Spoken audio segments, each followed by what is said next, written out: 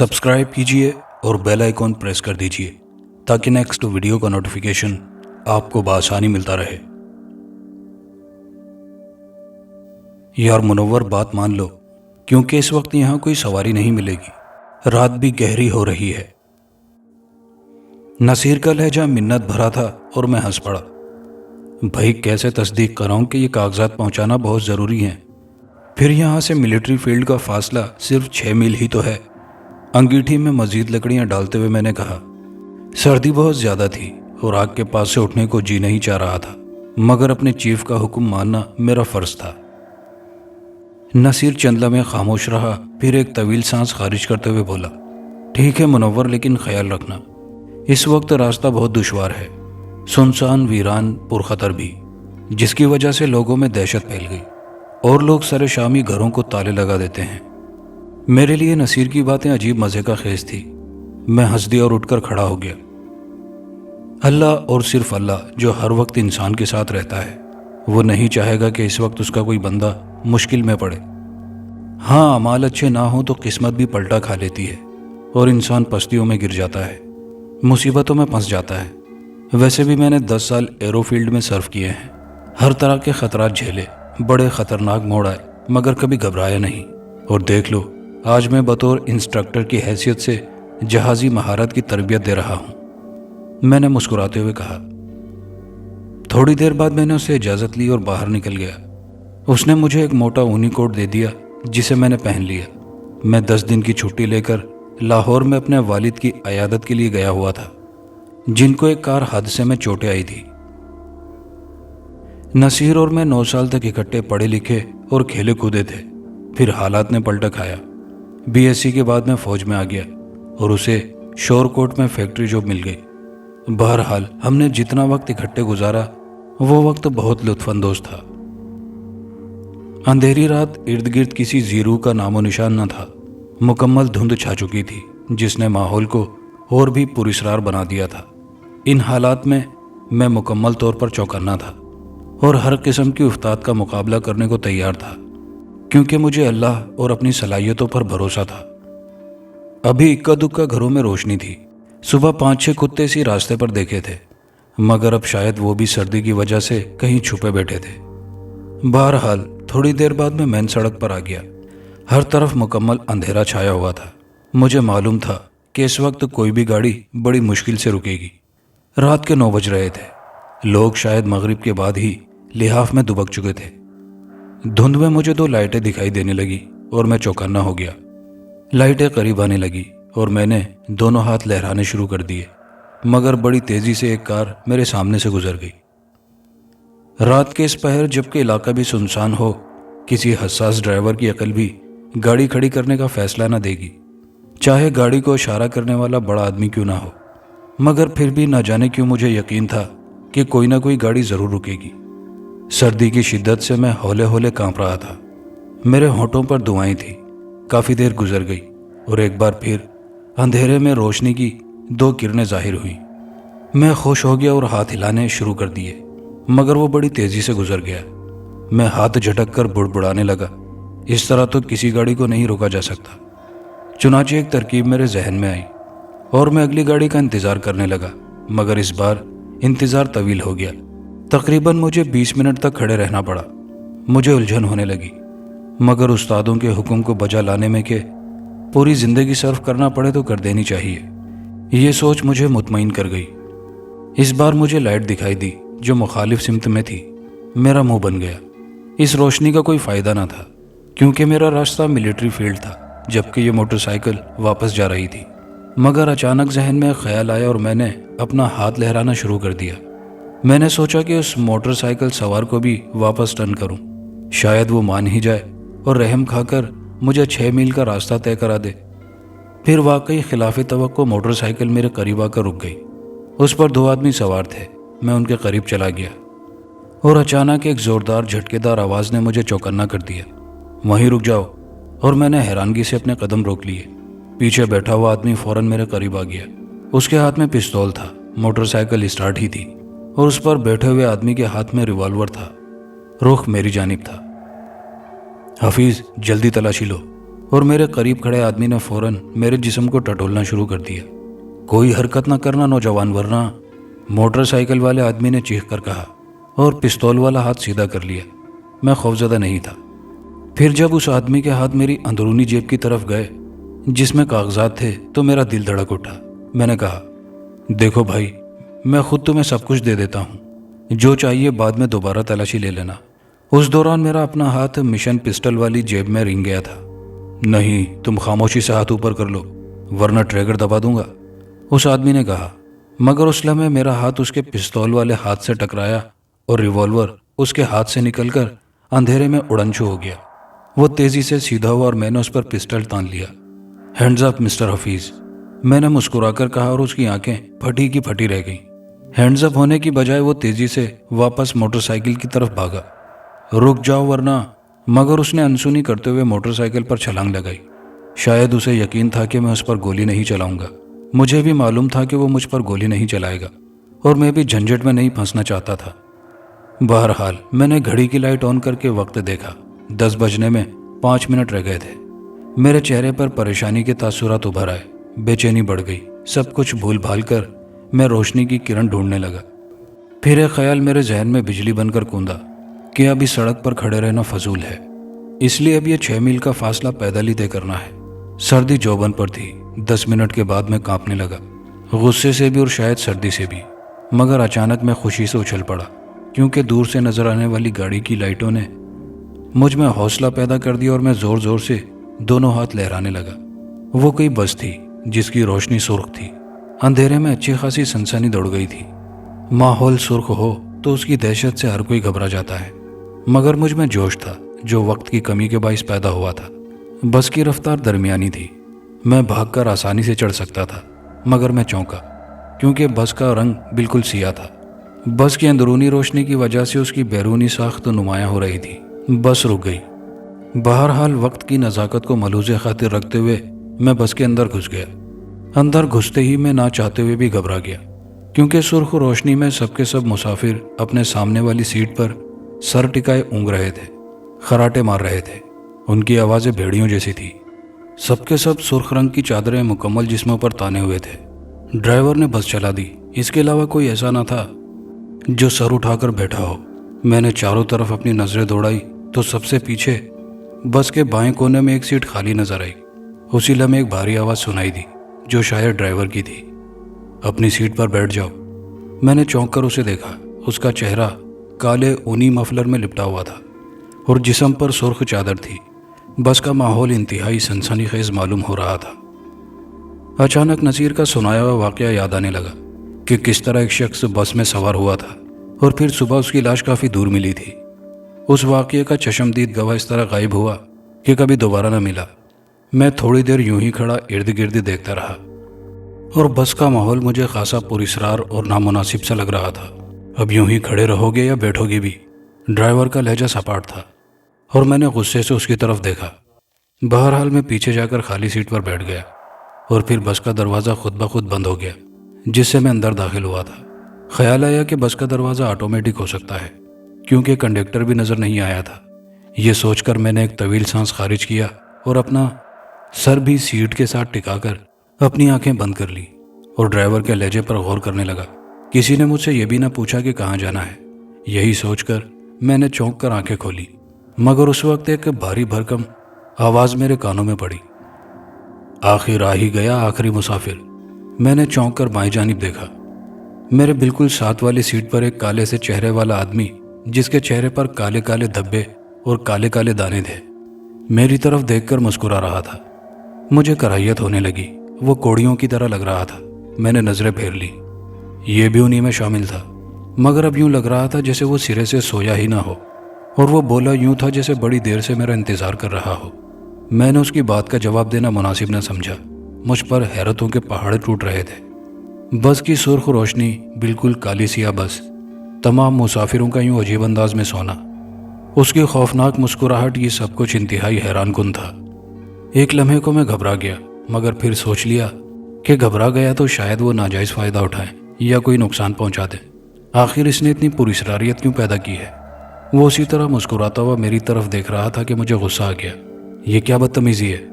तुम सब मुझे डराना चाह रहे हो? मेरी बात सुनकर वो बड़ी जोर से हंसा और हंसता ही चला गया। फिर कुछ देर बाद वो खामोश हो गया और फिर बोला, अरे जालिम, तूने हमें बहुत सताया है, बहुत इंतज़ार करवाया है, एक तवील अरसे तक भटकता फिराया। तुझे हर इलाके में हमने ढूंढा, मगर कहीं से भी तू इस गाड़ी में सवार ना हुआ। हमारी कई गाड़ियां मुकम्मल होकर अपना सफ़र पूरा करके अपनी दुनिया में चली गईं, मगर हम तेरी तलाश में भटकते रहे, भूखे रहे, प्यासे रहे, मगर तू, चल कोई बात नहीं, आखिर आज तू मिल ही गया। आज हम अपनी भूख तेरे गोश्त और प्यास तेरे खून से बुझाएंगे, क्योंकि हमारी असल दुनिया का उसूल है कि जब तक किसी इंसान का वजूद ख़त्म नहीं होता, हम यहीं रहते हैं, उसे चीर फाड़ कर अपने जैसा बना लेते हैं, और फिर वो हमारी दुनिया का फ़र्द बन जाता है। और इस गाड़ी का जो आखिरी मुसाफिर होता है, उस पर लाजिम है कि वो हमें अपने खून और गोश्त का नजराना दे, ताकि मुसाफिर अपनी प्यास बुझा सकें। ये तमाम अफराद जो तेरी नज़र के सामने हैं, बड़ी मोहब्बत से तुझे अपनी दुनिया में खुशामदीद कहते हैं। दोस्तों, उठ जाओ, अपनी भूख मिटाओ, अपनी कमज़ोरियाँ मिटाओ। आज हमारा आखिरी मुसाफिर मिल गया है, हमारा सफ़र ख़त्म हो गया है। खुश हो जाओ, उठ जाओ और देखो इस इंसान की तरफ, बना लो इसे अपनी दुनिया का फ़र्द। वो हिज़यानी अंदाज में कहकहे लगाने लगा। अचानक तमाम मुसाफिर जो अपना सर टेके खराटे मार रहे थे, वो सब एकदम उठ बैठे और बेहंगम आवाज़ में कहकहा लगाने लगे। उनकी आवाज़ से मेरा दिमाग माफ हो गया। उनकी आवाज़ें बड़ी भयानक थी। कुछ देर के बाद अचानक वो सब खामोश हो गए। बस मैं मुकम्मल सकूत छा गया। मुझे भी अचानक होश आ गया। मेरा हाथ जेब की तरफ रिंग गया और दूसरे ही लम्हे मैंने मुखातिब आदमी पर पिस्टल तान लिया। खबरदार, हरकत ना करना। इस भयानक साजिश के तहत तुम मुझे लूटना चाहते हो? मैंने दुरुस्त लहजे में कहा तो वो हंस पड़ा। लूट तो तू चुका है, मूर्ख, बैठ जा नीचे। अभी तो सबका तारुफ कराना है तुझसे। बैठ जा, बैठ जा। उसने मुझे मेरे कागजात दिखाते हुए कहा, जो मैंने मिलिट्री एरिया में पहुंचाने थे। मेरा चेहरा तारीक हो गया। मेरी जेब में कागजात नहीं थे। मैं बेसुध सा हो गया और अपनी सीट पर गिर गया, क्योंकि अगर मैं उससे कागजात छीनने की कोशिश करता तो शायद मैं बचकर न निकल सकता था। ये देख। उसने मुस्कुराते हुए मुझे देखा और कहा। उस वक्त मेरे मुंह से चीख निकल गई, क्योंकि उसका चेहरा बदल चुका था। क्योंकि मेरे साथ एक काला मुर्दा बैठा हुआ था। सारा चेहरा खोपड़ी में बदल चुका था। अपनी खोपड़ी में उसने कागजात घुसेड़ लिए। उस लम्हे सबके सब जो सामने मुंह किए बैठे थे अचानक मेरी जानिब घूम गए, तो मेरा दिमाग चकरा गया और मैं लड़खड़ा गया। अगर मैं सीट को ना पकड़ लेता तो यकीनन गिर जाता, क्योंकि वो सब भेड़िया, बनमानस, रीछ, हाथी, उल्लू और उनसे भी भयानक थे उनके चेहरे। अगर कमज़ोर दिल का इंसान होता तो शायद वो आवाज़ों से ही मर गया होता, लेकिन मैं इतने भयानक इंसानों के दरमियान अभी तक जिंदा था। वो हंसने लगे। निस्वानी आवाज़ें भी थी, बच्चों की भी थी। वो हंस रहे थे और मैं सहरज़दा अंदाज में अपनी सीट पर पड़ा था। इसे देख मूर्ख, ये बोलता है कि तू इसका भाई है। मुझ पर हैरतों के पहाड़ टूट पड़े। मैंने बेख्तियार कहा, क्या? मेरे लहजे में हैरानी थी। हाँ, ये दोनों भी हमने रात के अंधेरे में सवार किए थे अपनी गाड़ी में, और फिर ये भी हमारी दुनिया के अफराद में शामिल हो गए। और इस बात को 2 बरस बीत गए। इसका नाम समीर और इसका आफताब है। और वो बोलता रहा, मगर मैं गहरी सोच में मुब्तला हो गया। प्लीज़ आंटी, आफताब भाई को सिर्फ एक दिन के लिए यहाँ छोड़ जाएं, प्लीज़। समीर का लहजा मिन्नत आमेज था। उसने मेरा बाजू पकड़ा हुआ था।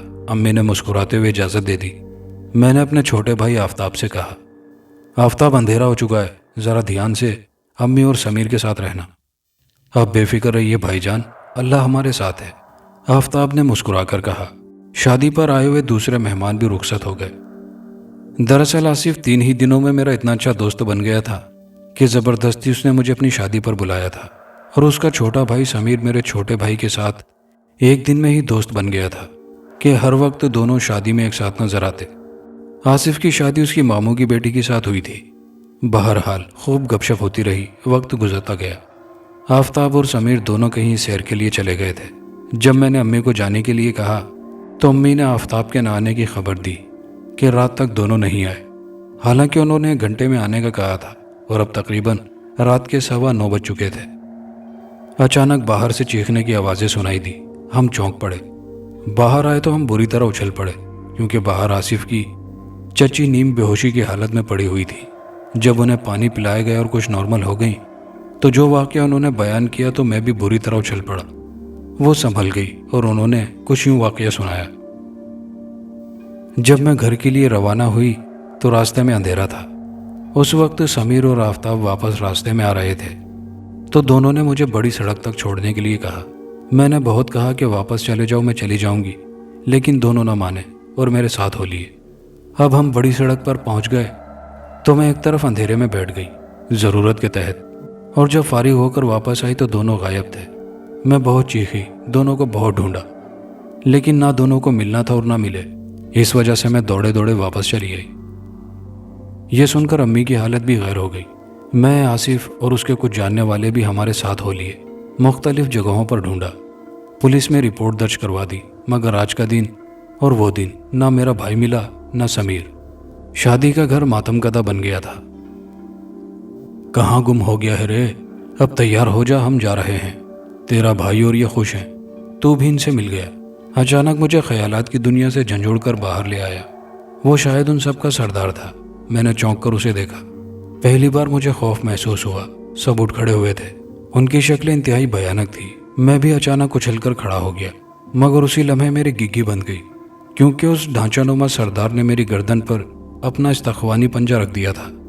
میرے دل میں خوف بالکل ختم ہو چکا تھا، اور وہ ایک نفرت تھی جس کی وجہ سے میرا خون جوش مار رہا تھا۔ مجھے یوں محسوس ہو رہا تھا جیسے تمام ڈھانچے ایک لمحے میں مجھے چیر پھاڑ کر میرا گوشت اور خون نکال دیں گے۔ انہوں نے مجھے پکڑ کر لٹا دیا تو میں نے سوچ لیا کہ اب مرنا ہے۔ اچانک مجھے اپنی گردن پر چبھن محسوس ہوئی اور میرے منہ سے سسکاری نکل گئی۔ پھر جیسے اچانک مجھے ہوش آ گیا۔ جان بوجھ کر اپنی جان کسی غلط شے کے حوالے کر دینا بھی خودکشی کرنے کے مترادف ہوتا ہے۔ سب میرے ارد گرد کھڑے تھے اور میں زمین پر پڑا تھا۔ بس کی تمام سیٹیں غائب ہو چکی تھی اور سب ارد گرد عجیب و غریب انداز میں گھوم رہے تھے، جبکہ سردار ڈھانچہ مجھ پر جھکا ہوا تھا۔ اچانک میں نے زوردار دھکے سے اسے پرے گرایا۔ مجھ پر زندگی بچانے کا جذبہ حاوی ہو گیا تھا۔ میں جھٹکے سے اٹھ کھڑا ہوا۔ سردار ڈھانچہ دوسرے ڈھانچوں کو بھی ساتھ لیتا ہوا گرا تھا۔ اب پسٹل میرے ہاتھ میں تھا۔ دوسرے ہی لمحے میں نے سردار پر فائر کر دیا۔ سردار پر کچھ اثر نہ ہوا اور وہ فوراً اٹھ کھڑا ہوا۔ اس کا چہرہ بالکل آگ جیسا سرخ ہو گیا اور آنکھوں میں جیسے چنگاریاں جل رہی تھی۔ میں بے بس تھا۔ اس کے منہ سے آواز نکلی، تو یہ دنیا چھوڑے گا میرے ہی ہاتھوں، یہ دنیا چھوڑے گا، تو مرے گا، ضرور مرے گا، اور اس سے بھی خوفناک موت مرے گا۔ اچانک مجھے محسوس ہوا جیسے کوئی میری پنڈلیوں میں بڑی بڑی سوئیاں گھسیڑ رہا ہو۔ جب میں نے نیچے دیکھا تو ایک 4 سال کا بچہ اپنے دانت میری پنڈلیوں میں پیوست کر رہا تھا، جس سے مجھے شدید درد محسوس ہو رہا تھا۔ آنکھیں سفید پڑ گئیں، دل بیٹھ گیا، سانس لینا دشوار ہونے لگا، جیسے کوئی میرے پورے وجود سے خون پنڈلیوں کے ذریعے نکال رہا ہو۔ پھر میں نے ہاتھوں کو حرکت دی اور دونوں ہاتھوں سے اس بچے کا سر پکڑ لیا اور زور دے کر اسے جھٹ سے علیحدہ کیا اور دور پھینک دیا۔ اس کے حلق سے آوازیں نکلنے لگی، وہ میری طرف بڑھنے لگا، مگر اسی وقت میں نے اس کے چہرے پر 2 فائر کر دیے۔ گولیاں اس کے چھوٹے سے بھیانک چہرے میں پیوست ہو گئیں اور وہ دور گر گیا۔ میری اس حرکت کی وجہ سے سردار بھی میری طرف بڑھنے لگا۔ میں نے دیوانہ وار پستل کا ٹریگر دبانا شروع کر دیا، مگر ایک گولی بھی نظر نہ آئی، نہ جانے کہاں غائب ہو گئی۔ میں نے پستول پھینک دیا۔ ارد گرد سب بھیانک آوازوں کے ساتھ جھوم رہے تھے۔ پھر سردار ڈھانچے نے زور سے میری گردن دبوچ لی۔ میرا چہرہ سرخ ہو گیا اور خرخراہٹ کی آواز میرے گلے سے خارج ہونے لگی۔ خرخراہٹ کھانسی کی آواز میں تبدیل ہو گئی۔ اس کا جلتا ہوا چہرہ میرے کانوں کے قریب آ گیا اور پھر اس کے بڑے بڑے دانت میری گردن میں پیوست ہونے لگے۔ اس کی گرفت بے حد مضبوط تھی۔ میں مکمل طور پر بے بس ہو چکا تھا۔ مجھے موت کا یقین ہو گیا تھا، ہر چیز بھول چکا تھا۔ موت میرے سامنے ناچ رہی تھی۔ اپنی زندگی بچانے کی کوشش میں ناکام ہو چکا تھا۔ میری آنکھیں بند ہوتی گئیں۔ بیٹے، کیوں خود کو موت کے حوالے کر رہے ہو؟ تمہاری زندگی تمہاری والدہ کی زندگی ہے۔ تم بھی نہ رہے تو اس خاندان کی تباہی ہے، نسل کا خاتمہ ہو جائے گا۔ کیا بھول گئے تم ایک مسلمان ہو؟ مسلمان حرام موت کے آگے بے بس نہیں ہو جاتا، موت سے نہیں گھبراتا۔ بے شک اللہ کی یاد ہی دلوں کا چین ہے۔ یاد کرو اللہ کو، دل برداشتہ نہ ہو، دل سے پکارو اللہ کو۔ یہ آواز سن کر جیسے میرے جسم میں ٹھنڈک سی پیدا ہو گئی۔ میں ایک جھٹکے کے ساتھ اٹھ بیٹھا اور سردار ڈھانچہ غصے سے میرے چہرے کو دیکھنے لگا۔ अचानक मैंने अल्लाह का नाम लिया और वो झटका खाकर मुझसे कुछ दूर हो गया। अल्लाह का जिक्र करो बेटा, सिर्फ अल्लाह का जिक्र। मैंने 8 बरस बाद अपने वालिद की आवाज़ सुनी तो फरते जज्बात से मेरी आंखों में आंसू आ गए। दिल में एक जज्बा पैदा हुआ। मैंने जोर से पुकारा, बाबा, मगर कुछ भी नहीं था। मैं हैरानगी से इधर उधर देखने लगा। चिमट जाओ इस मूर्ख से, फाड़ दो इस मूर्ख को। अचानक सरदार ढांचे के गुस्से की इंतहा हो चुकी थी और घेरे की शक्ल में सब तेजी से मेरी तरफ बढ़ने लगे थे। फिर अचानक मुझे वालिद की कही बात याद आ गई, जिक्र करो अल्लाह का। और मैंने बुलंद आवाज में अल्लाहु अकबर का दीवानावार विर्द करना शुरू कर दिया। मैं अपना ज़ाहिरी होश खो बैठा था और जिस कैफियत में था उसे बयान करना मेरे बस में नहीं। अचानक मैंने घबरा कर आंखें खोल दी और हड़बड़ा कर उठ बैठा। लेटे रहिए, लेटे रहिए, आपकी गर्दन और पिंडलियों पर गहरे जख्म हैं, आप लेट जाइए। एक इंसानी शफकत आमेज मर्दाना आवाज़ सुनकर मैं चौंक पड़ा। पहली बार मुझे एहसास हुआ कि मैं होश में आ गया हूँ और एक नर्म बिस्तर पर लेटा हुआ हूँ। मेरी गर्दन और पिंडलियों पर पट्टी बंधी हुई थी। मैं जिंदा हूँ? बेख्तियार मेरे मुंह से ये जुमला निकला। जी बिल्कुल, आप जिंदा हैं, होश 2 दिन बाद आया है। मैं आवाज़ सुनकर चौंक पड़ा। 100% मेरे चीफ की आवाज़ थी। मैंने चौंक कर उन्हें देखा, फिर इर्द गिर्द चीफ के अलावा 6-7 स्टूडेंट्स भी खड़े थे जिन्हें मैं हवाई ट्रेनिंग की तरबियत देता था। ओह खुदा का शुक्र है। एक लड़का जो आंखें बंद किए जो पढ़ने में मसरूफ़ था, चीफ की आवाज़ सुनते ही आंखें खोलकर बोला। मेरे चेहरे पर मुस्कुराहट बिखर गई। मैं दोबारा पूरी तरह बाहोश तरीके से उठ बैठा। ओह सर, मैं बिल्कुल ठीक हूँ, बेफिक्र रहिए और मुझे बताइए कि मेरे जिंदा बच जाने का मौजज़ा कैसे रूनुमा हुआ, यहाँ कैसे पहुँचा। मैंने मुस्कुराकर कहा। चीफ जो मेरे उठने पर मेरी तरफ बढ़े थे वो मेरे करीबी बैठ गए। पहले तुम बताओ कि तुम्हें क्या हुआ था, उन्होंने संजीदा होते हुए पूछा। मैंने हर्फ ब हर्फ अपना भयानक सफ़र सुना दिया। चीफ ने बताया, मैं मिलिट्री बेस के बाहर बेहोश था कि कुछ गश्त करने वाले फौजियों ने मुझे देखा और उठाकर अंदर ले गए। रोशनी में सब लोग मुझे पहचान गए और हैरतज़दा हो गए। जिस आदमी को मैंने कागजात देने थे उसने वो कागजात निकाल लिए और मुझे होश में लाने की कोशिश करने लगे, मगर बेसूद। फिर उन्होंने यहाँ तक पहुँचा दिया और 2 दिन बाद मुझे होश आया। मैं उनकी बात सुनकर हैरान हो गया कि कागजात तो उनके हाथ में चले गए थे, मगर चीफ ने उसे जादुई बल्कि जिन्नाती अमल कहा और बताया, ये अमल शायद उन्होंने तुम्हें बुज़दिल और नर्वस करने के लिए किया था, जिसकी वजह से चंद लम्हे वो कागजात तुम्हारी जेब से गायब हो गए थे। बहरहाल ये मेरी ज़िंदगी का सबसे भयानक तरीन वाक़या था। मेरे भाई और समीर के मुतालिक सुनकर चीफ हैरान रह गए और मुझे भी उन अफराद की तरह इस तरह अचानक गायब होने के बारे में मालूम हो गया। मालूम नहीं मैंने क्या गुनाह किया था जो मेरे साथ ये वाक़या पेश आया। शायद मुझे मेरे भाई और समीर के मुतालिक इल्म होना था, इसमें भी अल्लाह का कोई राज पोशीदा था, और अपने वालिद मोहतरम का दीदार नसीब होना था। बहरहाल मेरी खुशकिस्मती थी कि अल्लाह ताला ने मुझे बचाने के लिए वालिद मोहतरम का दीदार भी करवा दिया और मेरी मदद के लिए भी भेजा। खास एपिसोड की दूसरी कहानी। दिव्या राय को पहली मर्तबा मैंने यूनिवर्सिटी के कॉरिडोर से गुजरते देखा था। उस वक्त मैं उससे वाकिफ ना था। उस दिन मैं पहली क्लास शुरू होने से कुछ पहले यूनिवर्सिटी पहुंच गया था। वक्त गुजारी के लिए कॉरिडोर में टहलने लगा। मैं उस वक्त सतून से टेक लगाए सिगरेट सुलगा रहा था कि मेरी निगाह दिव्या पर पड़ी। वो दिलकश सरापे की दराज कद लड़की थी। मन मोह लेने वाले नकुश थे। चुस्त सिया जीन्स पर सफ़ेद ब्लाउज में उसका सरापा कयामत ढा रहा था। जीन्स के पाइंचे टखनों से चंद इंच पर ख़त्म हो गए थे। हाई हील सैंडल्स के स्ट्रैप्स बंधे हुए थे। सुनहरे बाल बड़ी खूबसूरती से शानों पर थे। जीन्स की बेल्ट से नकरई रंग की खूबसूरत जंजीरें मुंसलिक थीं। डूबते सूरज की जर्द शुआओं में उसका चेहरा बहुत दिलफरेब लग रहा था। वह हौले हौले कदम बढ़ाती मेरी जानिब चली आ रही थी। मैं अध जले सिगरेट को जूते तले रौंदते हुए गोया उसके इस्तकबाल के लिए तैयार हो रहा था। Excuse me, first year MBA की क्लास बता सकते हैं? मेरे करीब पहुंचकर उसने पूछा। मैंने महज़्ज़ब और शाइस्तगी से क्लासरूम की जानिब इशारा किया। साथ ही बताया, लेक्चर का टाइम 6 बजे है। थैंक्स, क्या आप भी इस बैच में हैं? जी। इट्स नाइस, हम क्लास फेलोज हैं, वो तबस्सुम अंदाज़े दिल रुबाई से बोली। मैंने इत्मीनान का सांस लिया। MBA के इवनिंग क्लासेस मुझे बड़ी बोर लगती थी। मेरे अलावा बैच के तमाम स्टूडेंट्स पक्की उम्रों के थे ایوننگ کلاسز لینا ان کی اس لیے مجبوری تھی کہ دن کو آفس ٹائم ہوتا تھا۔ ویسے پختہ عمر میں تعلیم جاری رکھنے کا شوق خاصا مردہ ہو جاتا ہے، اس لیے پڑھائی کے زیادہ بزرگ طالب علموں کو ڈگری میں دلچسپی تھی، کیونکہ ڈگری ان کی انکریمنٹ میں بے حد ممد و معاون ثابت ہوتی ہیں۔ دیویا کے آنے سے پہلے ہمارے بیچ میں 3 اور خواتین تھیں۔ پہلی مسز انصاری، جو کسی تجارتی فرم میں اسسٹنٹ ایم سے ایم ہونے کے لیے MBA ڈگری حاصل کرنے کے لیے کوشاں تھیں۔ دوسری اور تیسری مس لیلا، مس فاطمہ تھیں، جنہیں عمر کی 30 بہاریں گزر جانے کے بعد تعلیم جاری رکھنے کا خیال آیا۔ ان دونوں بینجمن سسٹرز کا شمار کلاس کی نالائق ترین اسٹوڈنٹس میں ہوتا تھا۔ گزشتہ 2 سیمیسٹرز میں یہ دونوں ایک ساتھ فیل ہوئی تھیں۔ بہرحال ہمت مردہ مدد خدا، ایسے کلاس فیلوز کے ساتھ پڑھنے میں دماغ کا بھرکس بن جاتا تھا۔ لیکچر کے بعد سب مجھے اپنے نرغے میں یوں لے لیتے تھے کہ اگر میں نے لیکچر کے پوائنٹس انہیں کوڈ کرنے نہیں دیے تو یہ مجھے زندہ نہیں چھوڑیں گے۔ میں تھکا ماندہ آفس سے اٹھ کر سیدھا یونیورسٹی آتا تھا۔ ایسے میں پڑھنا مشکل ہوتا تھا کہ بندہ اوروں کو پڑھانے بیٹھ جائے۔ خیر، ذکر ہو رہا تھا دیویا کی مبارک آمد کا۔ اس کے آنے کے بعد تمام لیکچرز لینے کا دل چاہنے لگا تھا۔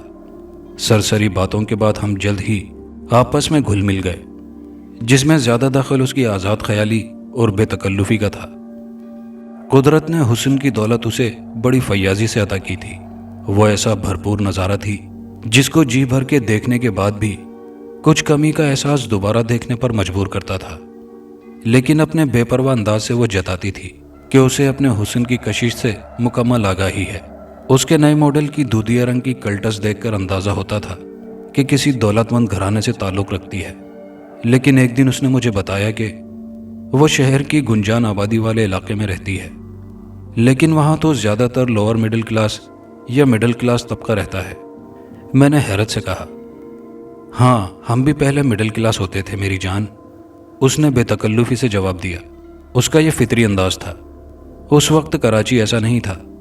یہ نئی بلند و بالا عالیشان عمارتیں، یہ پلازے، کچھ بھی نہیں تھا۔ اس وقت تو یہاں سمندر ہوا کرتا تھا، اور پھر وقت کے ساتھ ساتھ سمندر پیچھے چلا گیا۔ تم کس وقت کی بات کر رہی ہو؟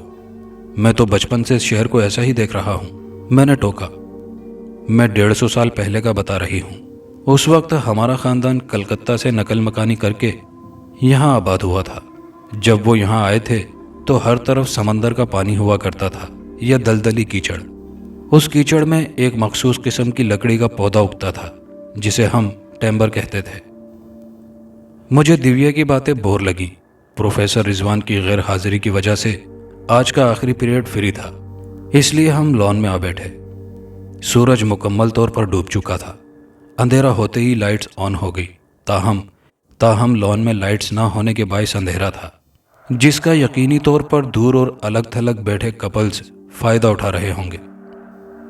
اگر تاریخی بیان کرنی ہے تو دوسرے ممالک اور شہروں کا بھی بتاؤ نا۔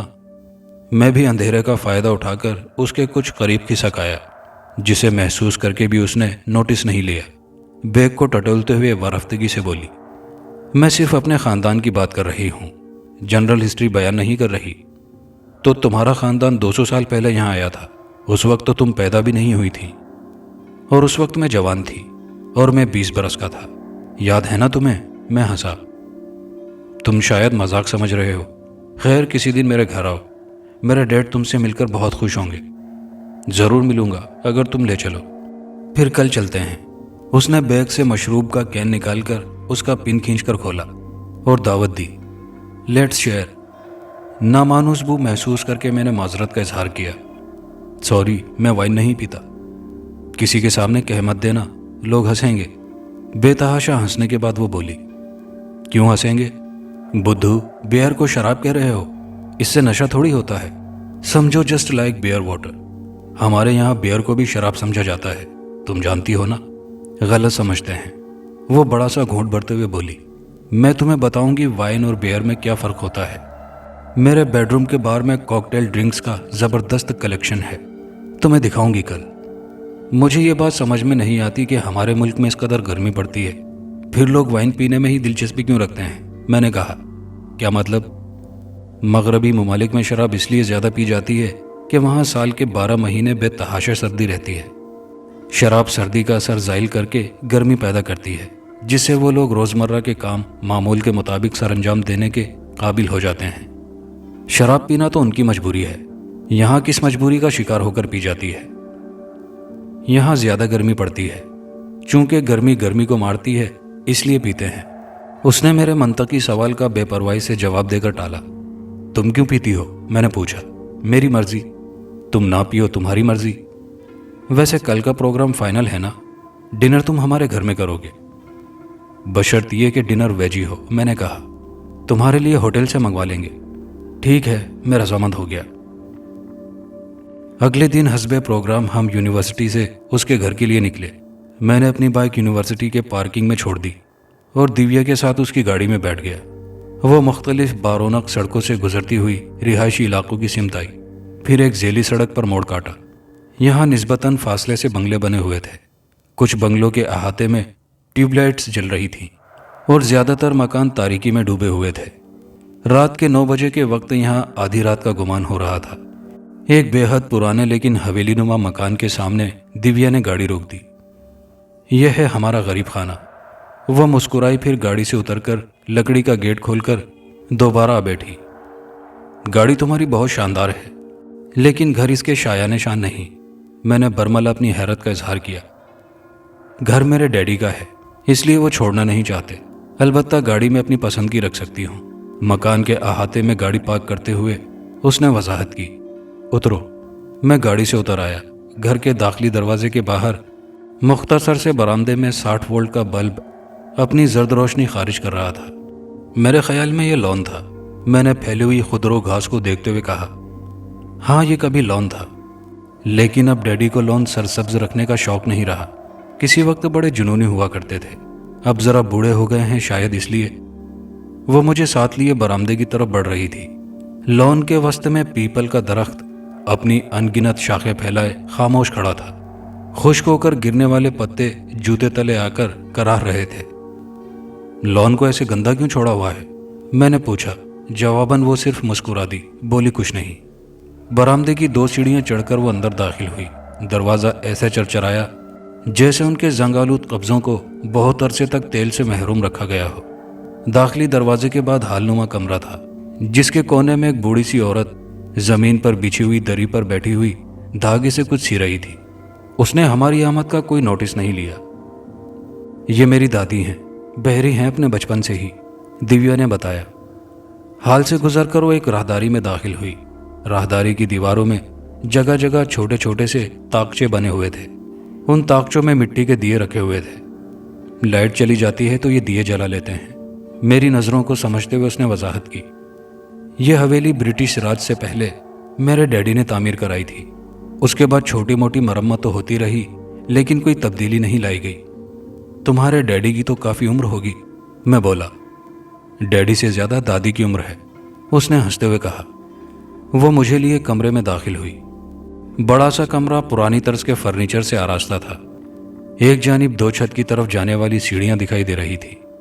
कमरे की चारों दीवारों में बड़े बड़े से ताक बने हुए थे, जिनमें पीतल तांबे के बर्तनों के अलावा पुरानी तर्ज की आराइशी अशिया सजी हुई थी। नमस्ते डैड, दिव्या ने लकड़ी की मेज के पीछे कुर्सी पर बैठे उधेड़ुम्र शख्स को मुखातिब किया। ये मेरे क्लास फेलो एहसान हैं, जिनका मैंने जिक्र किया था, दिव्या ने तारुफ कराया। उधेड़ुम्र शख्स गर्मजोशी से उठा। वालेहाना अंदाज में हाथ मिलाते हुए खैरियत पूछी। वो सफ़ेद मलमल के कुर्ते के साथ चूड़ीदार पाजामा पहने हुए थे। माथे पर सुर्ख रंग की तिलक थी। बज़ाहिर देखने पर वह खुशशक्ल शख्स मालूम होते थे। ठीक हो? उसने पूछा। उसकी आवाज़ में नरमी थी। कुछ देर इधर उधर की गुफ्तगू करने के बाद दिव्या मुझे दूसरे कमरे में ले गई। ये कमरा भी लगभग पहले कमरे जैसा ही था। ये मेरी फूफियाँ हैं, रतन कुमारी, रीना कुमारी। उसने पुराने तर्ज के पलंग पर बैठी 2 उधेड़ुम्र औरतों की तरफ इशारा किया। वो दोनों आमसी साड़ी में मलबूस बेजारी से बैठी थीं। उनके हाथ में जूं निकालने वाली लकड़ी की छोटी सी कंघी थी। थोड़ी थोड़ी देर बाद वो सर खुजाने लगती थी। ये एहसान है, मेरे साथ यूनिवर्सिटी में पढ़ता है।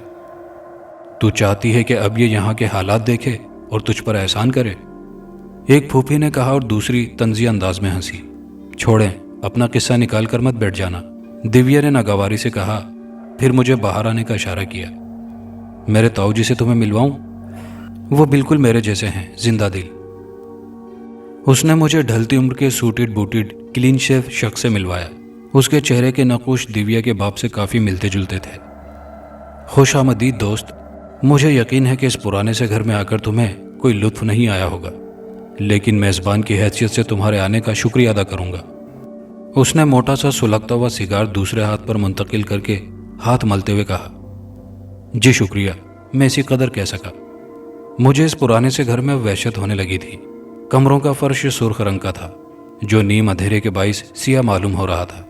بڑے بڑے سے بے ترتیب کمرے، موٹے اونچے ستونوں والے برآمدے، اوپر سے فضا میں طاری عجیب سی مہک، ایسی مہک جسے اگر غور سے محسوس کیا جائے تو شاید ابکائی آ جائے۔ تم میں اور تمہارے گھر میں اتنا تضاد کیوں ہے؟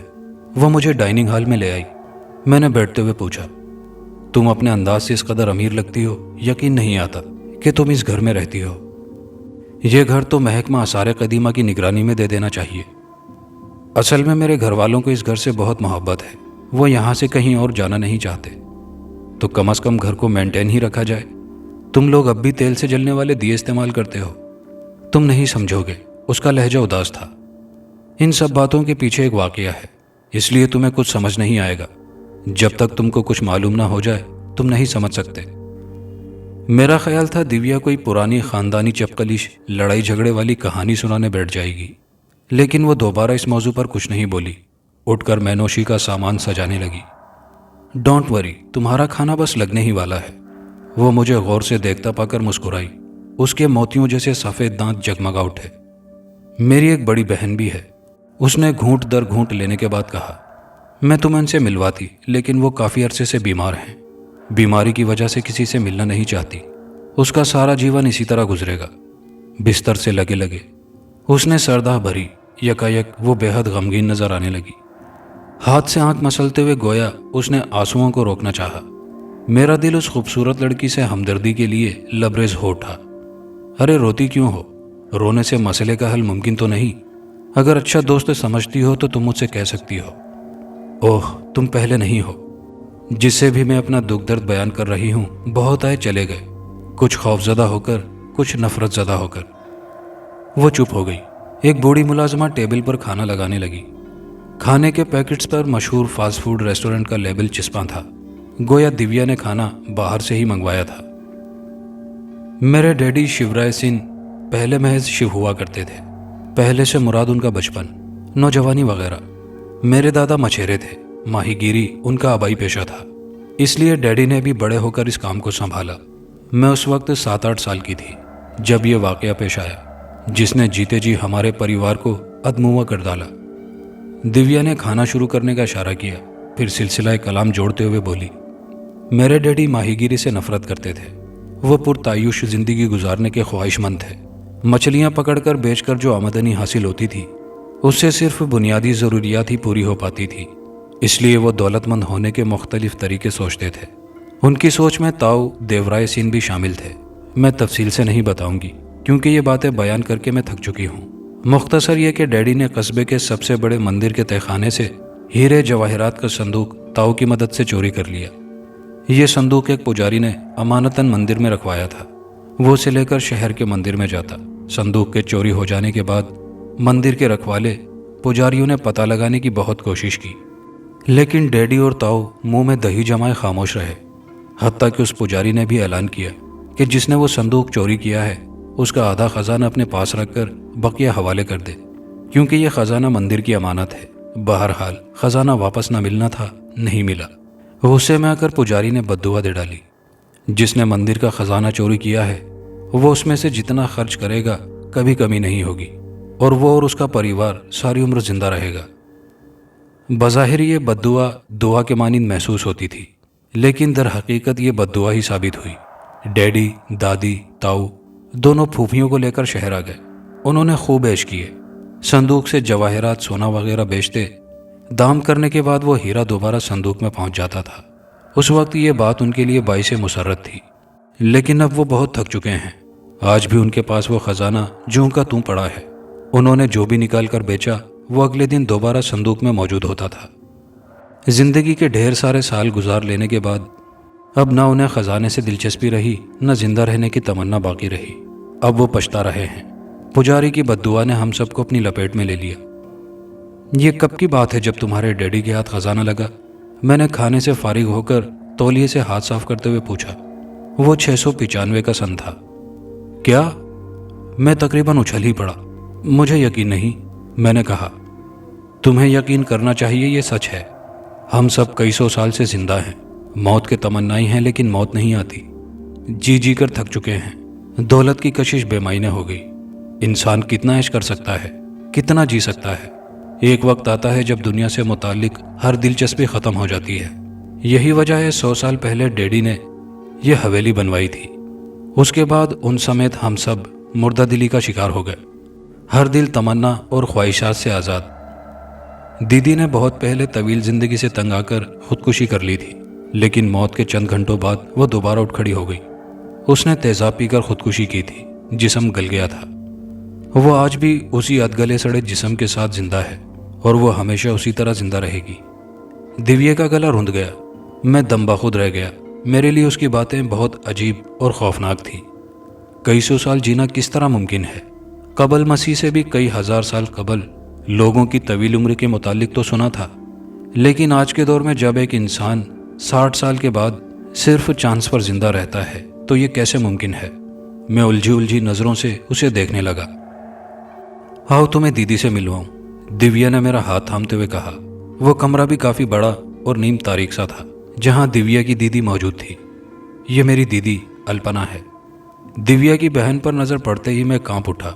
मेरे जिस्म के हर मसाम से पसीना बह निकला। वो बिस्तर पर बैठी थी। चेहरे का गोश्त जगह जगह से गल कर लटक रहा था। फैली हुई मुतहर्रिक आंखें बहुत भयानक लग रही थी। उसके जिस्म का हर खुला हिस्सा पिघला गोश्त मालूम होता था। मैं फौरन बाहर निकल आया। हवेली के वहशतज़दा माहौल से घबराकर मैं अपना वक्त बाहर गुजारना पसंद करती हूँ। पढ़ने के बहाने जाने कितनी डिग्रियां ले चुकी हूँ। बहुत दोस्त बनाए, सब बिछड़ते रहे और नए मिलते रहे। उसकी आवाज़ में थकन थी। फिर कुछ देर बाद बोली, हमारे राय परिवार में शादी की रस्म ख़त्म कर दी गई है ताकि अगली नस्ल हमारा नसीब लेकर ना पैदा हो, लेकिन मुनासिब तदाबीर इख्तियार करके ताल्लुकात रखने की इजाज़त है। लेकिन ज़िंदगी बड़ी हसीन होती है। सबकी ख्वाहिश होती है कि वो तवील उम्र पाए। फिर तुम लोग मुर्दा दिल क्यों हो गए? मैंने कहा। हमें भी तवील उम्र गुजार कर बहुत लुत्फ आया। जी भर कर अपनी मनपसंद की ज़िंदगी गुजारी, लेकिन कब तक? कोई कब तक इतनी लंबी ज़िंदगी जी सकता है? हम कई सौ सालों से ज़िंदा हैं। ना हमें मौत आती है, ना कोई हादसा पेश आता है। हत्ता कि किसी से अपने आप को कत्ल भी नहीं करवा सकते। ये वो स्टोर रूम है जहाँ संदूक डैडी ने फेंक रखा है, लेकिन इत्तेफाक है कि हमने चाहा कि चोरी हो जाए, लेकिन ये कभी किसी ने चुराया नहीं। दिव्या ने अलग थलग बने कमरे की तरफ इशारा करके बताया। किसी को दे दिया होता, मैंने कमरे का जायजा लेते हुए कहा। बहुत मर्तबा देने की कोशिश की। एक रात के बाद संदूक दोबारा स्टोर रूम में मौजूद होता है। बदकिस्मती यह है कि हम जानते तक नहीं कि पुजारी की बद्दुआ के असरात ख़त्म करने के लिए क्या करना चाहिए। डैडी उस पुजारी को तलाश करते रह गए, लेकिन वो कभी नहीं मिला। मेरी नेक तमन्नाएं तुम्हारे साथ हैं। एक दोस्त होने के नाते मैं तुम्हारे लिए दुआ करता हूँ कि तुम्हें और तुम्हारे ख़ानदान पर नाजिल ये अजाब ख़त्म हो जाए। मैंने उसे तसल्ली दी, फिर रुखसत की इजाज़त चाही। दिव्या ने मुझे घर ड्रॉप किया। वापसी के सफ़र में हम दोनों खामोश थे। न जाने वो क्यों खामोश थी, अलबत्ता मैं एक मंसूबा अपने जहन में तरतीब दे रहा था। आइंदा दिनों में मैं 2-3 मरतबा दिव्या के घर गया। वक्त के साथ हमारी दोस्ती मजबूत हो रही थी। मेरे अपने ख्याल के मुताबिक दोस्ती मजबूत करने में मेरी गर्ज के हाथ ज़्यादा थे। एक दिन दिव्या ने बताया वो अपने घर वालों के साथ कलकत्ता जा रही है। दिवाली की पूजा वो हमेशा अपने आबाई गांव के मरकजी मंदिर में करते हैं। घर में सिर्फ उसकी बीमार दीदी और दादी रहेंगी। कब तक आओगी? मैंने पूछा। ब्लू रंग की स्किन टाइट जीन्स पर सुर्ख हाईनेक पहने वो कहीं से भी कई सौ साल उम्र रसीदा नजर नहीं आ रही थी।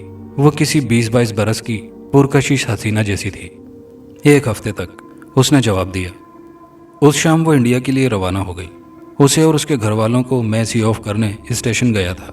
उनकी रवानगी ठीक रात 8 बजे हुई और मैं अपनी पुरानी बाइक पर सवार होकर उसका मुंह दिव्या की हवेली की तरफ कर दिया। उस पुरानी और बदरंगी हवेली पहुंचकर बाइक अहाते के बाहर छोड़ी। लकड़ी का बैरूनी गेट मामूली सा सरका, अंदर दाखिल होने की जगह बनाई। बसूरत दीगर उसकी चरचराहट से किसी का मुतवज्जा हो जाना ऐन मुमकिन था। फिर मैं किसी को क्या जवाब देता कि यहाँ क्या करने आया हूँ। मैं बहुत आसानी से उस स्टोर रूम तक पहुँच गया जहाँ बकौल दिव्या के जवाहिरात से भरा संदूक रखा था। मैंने अच्छी तरह सोचने के बाद संदूक चुराने का मंसूबा बनाया था। दिव्या के कहने के मुताबिक उन्होंने जिसके हवाले से भी ये संदूक लिया, उससे किसी को फैज़ न पहुँच सका। संदूक दोबारा उसी जगह आ जाता था। इसलिए अगर मैं दिव्या से संदूक मांगता तो वो बखुशी दे देती, लेकिन मेरे फ़ायदा उठाने से पहले संदूक गायब हो जाता। इसलिए मैंने चोरी का मंसूबा बनाया। रही बात पुजारी की बद्दुआ की, तो वो सिर्फ रायसीन फैमिली तक महदूद थी। संदूक को घर लाने में मुझे किसी परेशानी का सामना नहीं करना पड़ा। रास्ते में एक पुलिस कांस्टेबल ने रोककर उसके बारे में पूछा। टूल बॉक्स है, मैंने चेहरे पर मिस्कीनी तारी करके बताया। उसने तलाशी लिए बगैर जाने की इजाज़त दे दी। घर में दाखिल होकर मैंने उसकी खस्ता हाली का जायज़ा लिया। बहन भाइयों के पुराने कपड़ों को देखा, अम्मा के खाली कान, चूड़ियों से आरी कलाइयों को देखा। फिर कमरे में आकर संदूक को खोला। नादिर व नायाब हीरे, पत्थर और सोने के बिस्किटों ने मेरी बसारत को वक्ती तौर पर नाकारा बना दिया। बात की कहानी बहुत मुख्तसर लेकिन कई सालों पर मुहित है। कलकत्ता जाने के बाद दिव्या दोबारा वापस नहीं आ सकी। अगले दिन होटल के अमले ने उन सबकी लाशें देखी। पुलिस ने तफ्तीश के बाद उनकी मौत को किसी पुरस्रार वजह से मंसूब किया। पुलिस हुक्काम ने शिवराय सिंह की हवेली का पता लगाया तो वहां भी 2 लाशें उनकी मुंतजिर थी। एक दिव्या की बूढ़ी दादी की, दूसरी उसकी दीदी अल्पना की गली सड़ी लाश। पुलिस तफ्तीश करती हुई यूनिवर्सिटी भी पहुंच गई। दिव्या के दोस्त की हैसियत से पूछगछ की। मैंने अपनी दोस्ती को सरसरी बनाकर पेश किया और जान छुड़ाई। हालात मामूल पर आ गए। अब मैं इत्मीनान से संदूक के जवाहिरात फरोख्त कर सकता था। सबसे पहले मैंने बेचने के लिए छोटा सा सोने का एक बिस्किट मुंतखब किया और सराफा बाजार जाकर बेचाया। अच्छे खासे दाम मिले थे। अब मुझे मुलाजमत करने की ज़रूरत नहीं रही थी। मैं कुछ जवाहिरात बेचकर कहीं भी इन्वेस्ट करके घर बैठे खा सकता था। 1 हफ्ते बाद मैंने दोबारा संदूक खोला। इस दफ़ा मैंने सोचा कुछ कीमती पत्थर बेचकर नया घर खरीद लिया जाए। जब मैंने संदूक खोला तो चकराकर ज़मीन पर बैठ गया। वो छोटा सा सोने का बिस्किट जिसे मैं सराफा बाजार बेच आया था, आबोताब के साथ संदूक में मौजूद था। अब न जाने कितने साल गुजर गए, मैं हिसाब ही भूल गया। अब मैं बहुत सोच समझकर इस नतीजे पर पहुंचा कि दिव्या ने गैर महसूस तरीके से मुझे संदूक चुराने पर उकसाया था। उसने जानबूझकर मुझे नहीं बताया कि पुजारी ने बद्दुआ खजाना इस्तेमाल करने वालों को दी थी। उसने बहुत होशियारी से अपना मकसद हासिल कर लिया और उसे अपने ख़ानदान की और ख़ुद अपनी अजाबनाक ज़िंदगी की कैद से आज़ादी हासिल कर ली। ऐसी अजाबनाक ज़िंदगी जो बहुत तवील थी, जिससे उसने आज़ादी हासिल कर ली थी। मैं नहीं जानता मैं और मेरे घर वाले इस ज़िंदगी की कैद से आज़ादी किस तरह हासिल कर पाएंगे। मैं दिव्या की तरह जहन भी नहीं रखता कि हाजिर दिमागी को बरूए कार लाकर अपना मकसद हासिल कर लूँ। वो तो औरत जो कि बेपनाह हुस्न की मालिक थी, जिसके दामे उल्फत में मैं आ गया और वो अपना मकसद हासिल करने में कामयाब हो गई। जिंदगी और दौलत की तमन्ना सबको होती है। इंसान इनके हुसूल के लिए सब कुछ कर गुजरता है, लेकिन मैं अब बेतहाशा दौलत और इस तवील होती ज़िंदगी से तंग आ गया हूँ। अब मेरे बस में सिर्फ इंतज़ार है एक ऐसे शख्स का जो दिव्या की ज़िंदगी में उसका निजात दहिंदा बनकर आया था। मैं भी ऐसे ही किसी शख्स की तलाश में हूँ जो मेरा बोझ उठाकर जिंदगी की कैद से आज़ाद कर दे। कहानी अच्छी लगी हो तो वीडियो को दोस्तों के साथ लाइक शेयर ज़रूर कीजिएगा। कमेंट बॉक्स में अपनी राय का इजहार कीजिएगा और चैनल पर नए आने वाले दोस्तों से गुजारिश है कि चैनल को लाजमी सब्सक्राइब कर लीजिए। शुक्रिया।